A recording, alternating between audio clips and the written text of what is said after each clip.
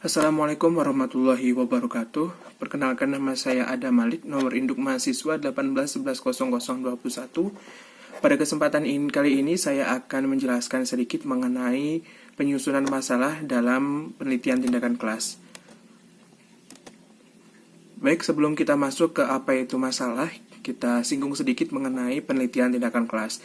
Jadi yang dimaksud dengan penelitian tindakan kelas merupakan suatu kegiatan penelitian yang dilakukan oleh seorang pendidik, di mana hal tersebut dilakukan untuk memecahkan suatu permasalahan-permasalahan yang muncul dalam proses pembelajaran yang ada di kelas, yang mana tujuan akhirnya adalah untuk mencari solusi dari permasalahan-permasalahan tersebut.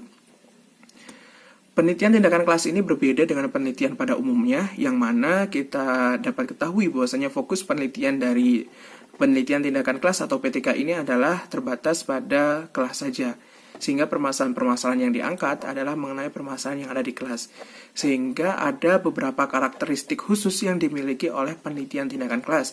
Yang pertama adalah merupakan respon spontan dari seorang pendidik. Jadi penelitian ini dilakukan sebagai bentuk respon dari seorang pendidik terhadap permasalahan-permasalahan yang muncul ketika pendidik dalam melaksanakan proses belajar mengajar yang ada di kelas. Yang kedua adalah penelitian berdasarkan pada permasalahan praktis di kelas. Nah, sudah kita dapat ketahui bersama bahwasanya penelitian tindakan kelas ini adalah penelitian yang berbasis pada kelas atau berfokus pada permasalahan di kelas, maka fokus penelitiannya adalah membahas permasalahan-permasalahan yang muncul di kelas. Dan yang ketiga dilakukan secara kolaboratif, dan yang terakhir adalah dilakukan secara eksplisit dan juga sistematis. Jadi penelitian ini dilakukan secara kerjasama antara pendidik dengan peserta didik atau dengan warga sekolah lainnya, dan juga dilakukan secara sistematis. Sistematis maksudnya adalah berurutan dari awal hingga terakhir. Yang mana tujuan dari penelitian tindakan kelas ini selain menemukan solusi dari permasalahan-permasalahan yang telah diteliti, juga untuk memperbaiki serta meningkatkan profesionalisme dari seorang pendidik itu sendiri. Nah, lantas kita selanjutnya masuk ke dalam permasalahan atau masalah. Apa sih sebenarnya masalah itu? Nah, di sini saya mengutip pendapat dari Sugiono dan juga John Dewey serta Kerlinger yang sebagaimana yang dijelaskan oleh Sugiono bahwasanya masalah itu merupakan kesenjangan yang terjadi antara harapan dengan kenyataan, antara teori dengan praktik, atau antara ketersediaan dengan kebutuhan. Jadi, masalah kalau menurut Sugiono itu adalah adanya kesenjangan di dalamnya. Kesenjangan antara teori dengan praktik. Teorinya itu menyebutkan A, namun dalam praktiknya adalah B atau C. Itu adalah permasalahan atau masalah di sini. Sedangkan menurut John Dewey dan Kerlinger, masalah itu adalah suatu kesulitan yang dialami atau dirasakan oleh seseorang atau kelompok orang, baik dalam ranah penelitian maupun yang lainnya. Jadi masalah yang dimaksud oleh John Dewey dan Kerlinger ini lebih umum. Jadi masalah yang dimaksud adalah kesulitan-kesulitan yang dialami oleh seseorang ataupun kelompok orang. Jika dalam konteks pendidikan atau seorang pendidik, maka masalah ini adalah kesulitan-kesulitan seorang pendidik itu sendiri gitu. Kemudian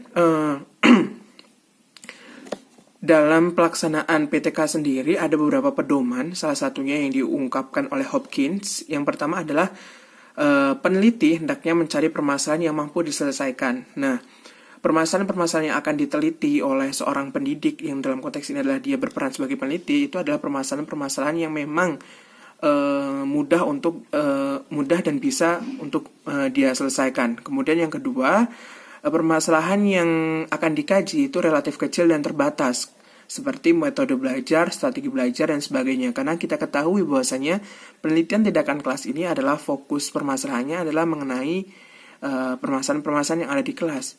Dan yang ketiga, masalah yang akan diangkat ini adalah cukup penting untuk diteliti. Nah, permasalahan yang akan kita angkat itu adalah permasalahan yang penting dan harus kita cari solusinya. Dan yang keempat adalah penelitian ini dilakukan secara kerjasama atau kolaboratif seperti yang karakteristik dari penelitian tindakan kelas itu sendiri. Dan yang kelima adalah melakukan penelitian secara sistematis, yaitu berurutan dari awal hingga terakhir. Nah, lantas selanjutnya mengenai langkah-langkah dalam merumuskan masalah. Yang pertama itu adalah identifikasi masalah. Jadi identifikasi masalah itu merupakan suatu proses dalam merumuskan atau menyusun permasalahan, yakni dimulai dengan penyaringan permasalahan-permasalahan yang telah dikumpulkan oleh seorang pendidik. yang mana permasalahan tersebut nantinya akan dikaji dan dianalisis sehingga menjadi sebuah rumusan masalah yang menjadi fokus penelitian kita atau penelitian dari seorang pendidik di sini. Jadi identifikasi masalah ini adalah langkah awal saat kita akan merumuskan atau menyusun permasalahan. Nah, apa sih permasalahan-permasalahan yang ada dalam penelitian tindakan kelas? Yang pertama, permasalahan itu merupakan bentuk kesenjangan antara teori dengan fakta empirik seperti yang dikatakan tadi, yang sebagaimana dijelaskan oleh Sugiono antara teori dan prakteknya. Yang mana dalam konteks pembelajaran. Yang kedua adalah permasalahan ini dapat diidentifikasi nih penyebabnya apa gitu. Dan yang terakhir adalah permasalahan memungkinkan untuk mendapatkan solusi. Jadi harapan terakhir dari penelitian tindakan kelas itu adalah mendapatkan solusi dari permasalahan tersebut sehingga solusi-solusi tersebut dapat diterapkan dalam pembelajaran gitu. Nah, lantas ranah atau ruang lingkup permasalahan PTK itu apa saja? Yang pertama mengenai peranama sikap dan nilai, kemudian metode pembelajaran, strategi pembelajaran, evaluasi pembelajaran, profesionalisme seorang pendidik, dan juga administrasi serta manajemen. Itu adalah ranah-ranah atau bidang-bidang yang dapat dijadikan sebagai permasalahan dalam penelitian tindakan kelas. Nah, lantas dalam mengidentifikasi masalah, apa saja langkah-langkah yang dapat ditempuh oleh seorang peneliti? Yang pertama adalah menuliskan permasalahan-permasalahan yang didapatkan. Jadi biasanya seorang pendidik atau guru itu memiliki jurnal pribadi yang mana isinya mengenai permasalahan-permasalahan yang dihadapi ketika sedang melakukan pembelajaran di kelas. Nah, dari permasalahan-permasalahan tersebut kemudian diklasifikasikan nih. Di langkah selanjutnya adalah mengklasifikasikan masalah. Jadi masalah itu dikelompokkan sesuai dengan bidang-bidangnya, misal mengenai metode pembelajaran, kemudian strategi pembelajaran, mulai evaluasi pembelajaran.